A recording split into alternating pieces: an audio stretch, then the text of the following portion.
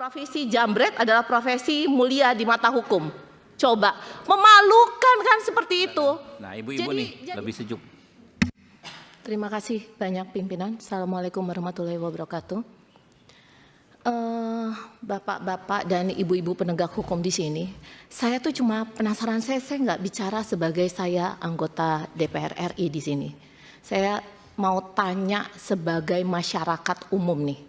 Karena kan Bapak dan Ibu di sini adalah penegak hukum yang tugasnya itu adalah melindungi, membuat nyaman masyarakat, ya kan, menjaga keselamatan masyarakat, kenyamanannya juga.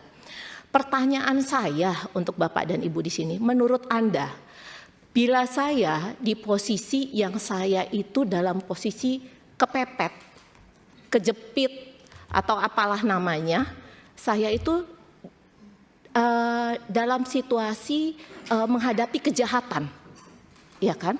Dan saya itu punya kesempatan karena di situ tidak ada penegak hukum yang bisa dimintai bantuan atau polisi ada di tempat. Menurut Bapak dan Ibu, apa yang saya bisa lakukan sementara sebenarnya saya punya kesempatan? Misalnya saya bawa mobil, dia bawa mobil, dia melakukan kejahatan, terus saya kejar, gitu kan? Atau dalam situasi bagaimana sebaiknya saya melindungi diri saya atau saya punya kesempatan untuk membela diri tanpa saya juga tanpa mengabaikan keselamatan si penjahat. Jadi saya lagi bingung untuk menyelamatkan diri saya, tapi saya juga harus memikirkan cara untuk saya membela diri jangan sampai si penjahat ini terluka atau bagaimana? Caranya bagaimana itu? Coba saya butuh saran. Nanti kalau saya kejar, dia misal pakai mobil, saya pakai mobil, saya kejar nih, gitu kan. Di depan ada jurang, dia nggak ngerem, dia masuk jurang, mati. Saya yang disalahin, atau gimana nih? Nah itu saya butuh nih, saya butuh penjelasan dan penerangan seterang-terangnya supaya saya nggak salah dalam membela diri saya. Kalau saya dalam situasi kepepet atau ada penjahat atau apalah. Sebagai masyarakat hukum, saya butuh jawaban nih dari bapak-bapak dan ibu-ibu penegak hukum di sini. Karena luar biasa, bayangin aja, coba selama ini kami di Komisi 3 bagaimana caranya kita menegakkan sama-sama keadilan untuk masyarakat, apalagi untuk kawan-kawan kita Polri di sini. Ini izin Ketua, saya bacakan di sini. Ini nih banyak sekali akhirnya. Terima kasih Pak Polisi atau Polri, cita-cita aku dan kawan-kawanku untuk jadi penjambret profesional akhirnya tercapai. Kalaupun kami meninggoy dengan terhormat. Bahkan korban kami akan ngemis-kemis minta maaf sama keluarga kami. Sekali lagi terima kasih Polri sudah memberitahu kami bahwa profesi jambret adalah profesi mulia di mata hukum. Coba, memalukan kan seperti itu. Jadi tolonglah apa yang kita lakukan di sini, apa yang kita tindak di sini, cobalah berpikir dengan baik dan benar, jangan mendengar atau melakukan hal-hal sebelum berpikir yang jernih. Dan saya butuh jawaban tuh, apa yang mesti saya lakukan kalau saya kepepet dengan tetap menjaga keselamatan si penjahat. Ayo Bapak dan Ibu di sini, Bapak jaksa. Nanti Ibu ditanggapi Bu, nggak apa-apa. Iya. Terima kasih banyak, itu aja dari saya. Ya. Assalamualaikum warahmatullahi wabarakatuh. Waalaikumsalam. Pak Nabil silakan. Pak Nabil kemudian Pak Martin. Assalamualaikum warahmatullahi wabarakatuh. Terima kasih pimpinan yang kami hormatin dan para anggota Komisi 3 serta tamu undangan. Setelah saya mendengarkan tadi penjelasan semua, menurut saya Pak Hogi ini tidak ada niatan membunuh, namun dia sebagai suami yang baik melindungi istrinya dengan tujuan menghentikan si penjambret. Semua tahu namanya jambret itu adalah satu tindakan yang jahat ya, dan kita usul seperti yang tadi senior-senior sampaikan, yang mana kasus ini lebih baik dihentikan karena tidak ada unsur pidana. Jadi saya pikir itu sudah sangat jelas. Terima kasih. Assalamualaikum warahmatullahi wabarakatuh. Pak Martin, Pak Martin. Terima kasih pimpinan, rekan-rekan anggota yang kami hormati, Pak Kapolres, dan Pak Kajari juga kuasa hukum. Saya ini tadi sudah panjang lebar disampaikan oleh rekan-rekan. Kalau di awal tadi sudah disampaikan oleh Pak Ketua, ini pendekar-pendekar KUHAP yang baru ini Pak. Ini senior-senior, mantan jenderal, jaksa sudah menyampaikan. Dan semua bulat menentang. Saya justru sekarang penasaran ini. Pak Kajari sama Pak Kapolres, setelah mendengar semua ini Pak, saya ingin tahu perasaan Bapak tuh bagaimana? Izin bertanya pimpinan. Nanti aja. Oh siap. Bapak apa yang Bapak rasakan setelah mendengar semua ini? Karena ini suatu kegaduhan yang Bapak munculkan dan ini sangat-sangat berpengaruh terhadap institusi Bapak masing-masing, kejaksaan maupun kepolisian. Kita di sini susah payah menjaga, memperjuangkan institusi ini supaya terus di mata masyarakat terjaga. Nah, kalau hal-hal seperti ini Bapak lakukan, akhirnya ini yang disebut pepatah nila setitik merusak susu sebelanga. Ini semua kita hal-hal yang baik di institusi kita dorong untuk supaya kepercayaan masyarakat terjaga. Nah, kalau begini terus rusak ini institusi. Jadi saya berharap ini juga didengar oleh Kajari maupun Kapolres di seluruh Indonesia. Hal-hal seperti ini jadi pelajaran untuk kita bagaimana menjaga institusi kita menegakkan keadilan, kita menghadirkan rasa adil di masyarakat. Jadi itu saya perlu sampaikan untuk hati-hati Pak ke depan dalam menerapkan hukum, apalagi dengan adanya KUHAP yang baru sekarang, lebih memikirkan rasa keadilannya itu yang kita tonjolkan. Itu dari kami pimpinan, terima kasih. Assalamualaikum warahmatullahi wabarakatuh. Malah di depan belum ini. Saya ada dua hal, pimpinan yang saya hormati, anggota termasuk diri saya sendiri, ya, dan Pak Kapolres, Pak Kajari. Ya. Ada dua hal yang mau saya sampaikan. Pertama mengenai sedikit pemahaman mengenai KUHAP yang baru, dan yang kedua untuk memberi nasihat. Ya.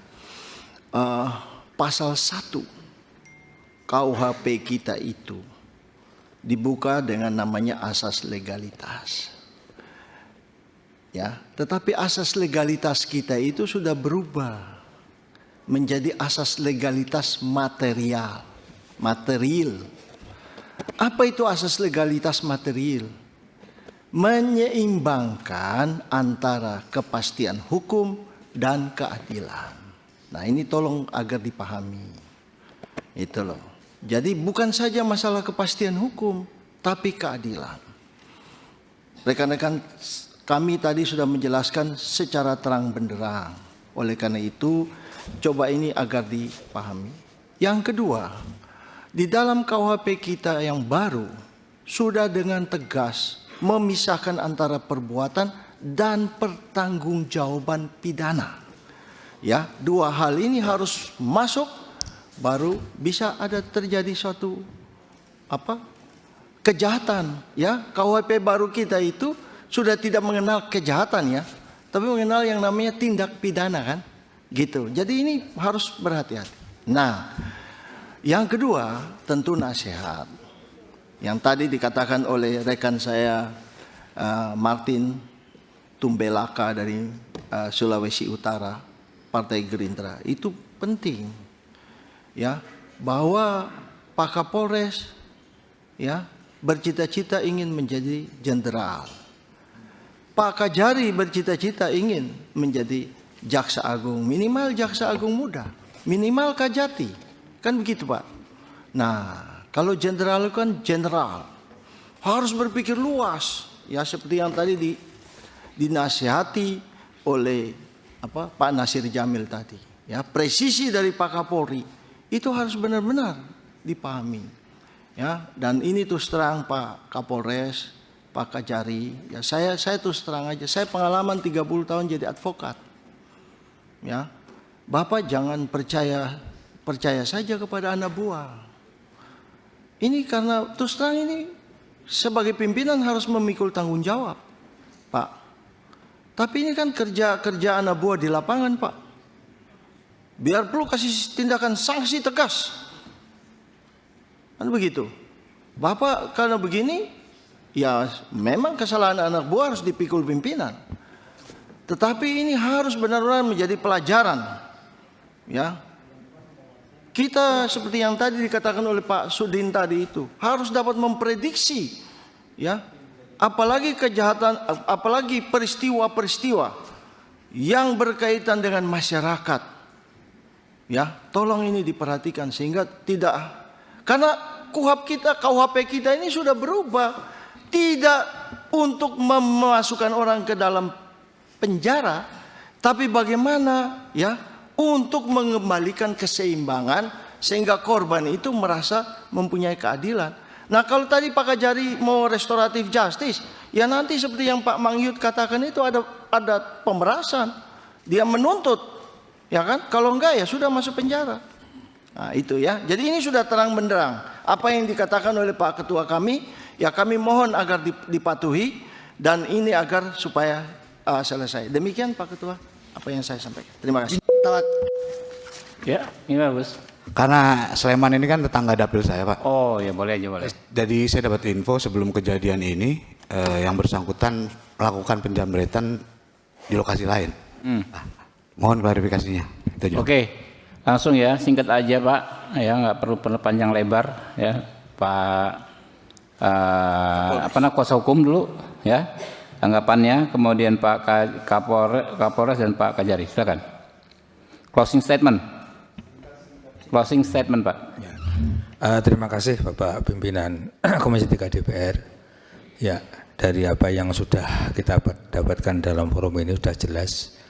Sebagaimana yang saya sampaikan tadi di awal bahwa adanya tindak pidana penjamretan kemudian laka lantas ini tidak bisa dipisahkan.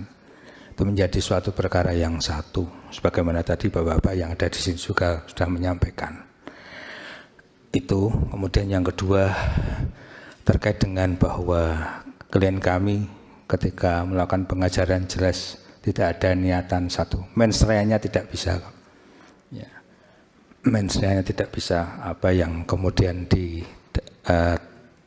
sangkakan dalam perkara yang sekarang sudah bergulir di Kejaksaan Negeri Sleman. Kemudian yang ketiga, alhamdulillah kami juga mengucapkan terima kasih di forum ini bahwa ternyata semuanya menghendaki bahwa perkara ini harus close. Karena memang seperti itu yang saya sampaikan di awal bahwa perkara ini adalah menjadi satu kesatuan. Ketika tindak pidana penjamretan karena pelakunya sudah meninggal dan itu gugur, close perkaranya. Sehingga ini mungkin nanti ada wacana apakah Kejaksaan akan membuat SKP 2 ataupun tadi ada wacana untuk deponering dari Jaksa Agung atau dimungkinkan juga dengan KUHP yang baru sekarang ini Bapak Ketua dan Bapak Ibu anggota Komisi 3 DPR itu kami terima kasih sekali sudah ada masukan wacana seperti itu. Saya kira itu semoga ini menjadi jalan terbaik dari penyelesaian persoalan ini sehingga kemudian membuat semuanya menjadi baik juga, baik dari kepolisian, baik dari kejaksaan, juga dari klien kami dan dari kami sendiri dan semuanya lah untuk masyarakat dengan masyarakat karena memang keadilan substantif itu memang nanti akan harus terpenuhi ya terkait dengan adanya KUHP dan KUHP yang baru ini. Saya kira itu Bapak. Terima kasih semuanya. Wassalamualaikum warahmatullahi wabarakatuh. Oke, closing statement Pak Kapolres. Jadi nggak perlu jawab-jawab lagi Pak, pokoknya closing statement saja Pak. Siap. Izin kami pada kesempatan ini mohon maaf apabila dalam penanganan kami ada yang salah. Karena kami tadi pada saat paparan kami sampaikan bahwa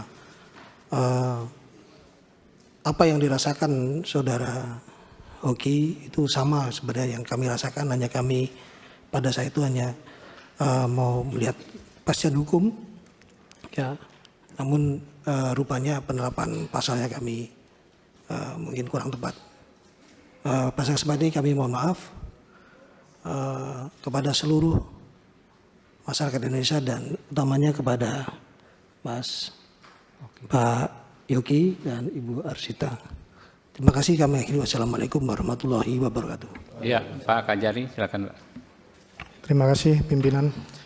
Kami pun sebagai Kajari dalam kesempatan ini juga menyampaikan permohonan maaf apabila apa yang kami lakukan memang semata-mata setelah menerima tersangka dan penyerahan tahap 2 dari pihak penyidik kemarin, kami langsung mengambil sikap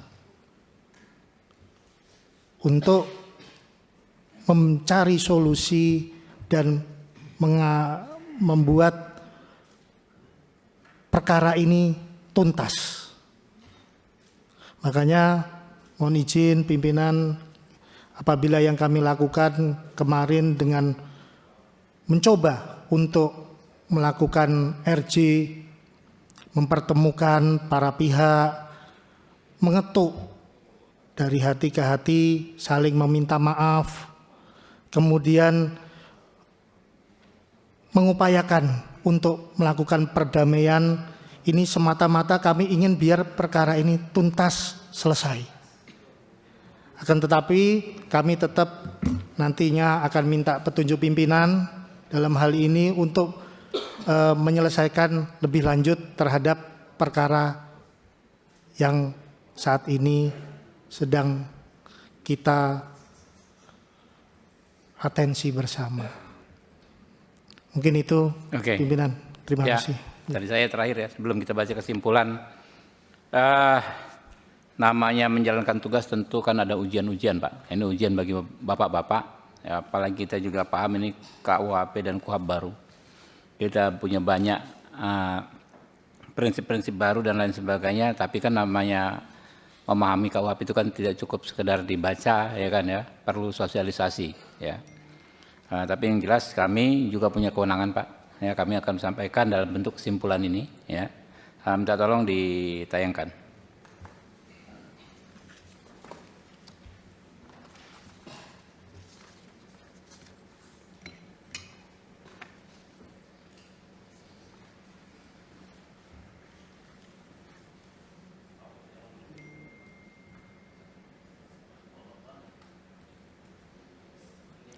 Ya, kesimpulan rapat dengar pendapat dan rapat dengar pendapat umum Komisi 3 DPR RI dengan Kapolresta Sleman, Kepala Kejaksaan Negeri Sleman dan kuasa hukum dari Saudara Hogi Minaya, termasuk dengan Saudara Hogi Minaya, masa persidangan 3 tahun sidang 2025-2026, Rabu 28 Januari 2026. Yang pertama, Komisi 3 DPR RI meminta kepada Kejaksaan Negeri Sleman agar perkara Saudara Ade Presley Hogi Minaya bin Cornelius Suhardi dengan nomor LP 1288-7 Romawi _2025 Satlantas Polresta Sleman Polda DI Yogyakarta tertanggal 16 Juli 2025 dihentikan demi kepentingan hukum berdasarkan pasal 65 huruf M Undang-Undang Nomor 20 Tahun 2025 tentang Kitab Undang-Undang Hukum Acara Pidana dan atau alasan pembenar dalam pasal 34 Undang-Undang Nomor 1 Tahun 2023 tentang Kitab Undang-Undang Hukum Pidana. Jadi kalau yang tadi hukum acara pidana, ini hukum pidana. 2. Komisi 3 DPR RI meminta kepada penegak hukum untuk mempedomani ketentuan pasal 53 ayat 2 Undang-Undang Nomor 1 Tahun 2023 tentang KUHP yang mengatur penegak hukum untuk mengedepankan keadilan daripada kepastian hukum. 3. Komisi 3 DPR RI meminta kepada Kapolresta Sleman dan jajarannya untuk berhati-hati dalam menyampaikan pernyataan di media. Teman-teman gimana? Ya, dengan selesainya pembacaan tadi, simpulan tadi selesai sudah. Nah, ini tanda tangan dulu Pak, kita Pak. Selesai, sebentar lagi sebelum saya tutup ya. Dibawa ke sana pakai petugas, kita lihat. Kita lihat.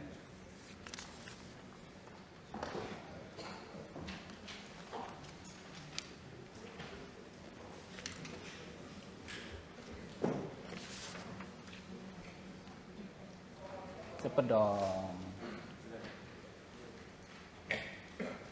Ya, sambil ditandangi kita tutup ya. Kita tutup. Billahi taufiq wal hidayah. Wassalamualaikum warahmatullahi wabarakatuh.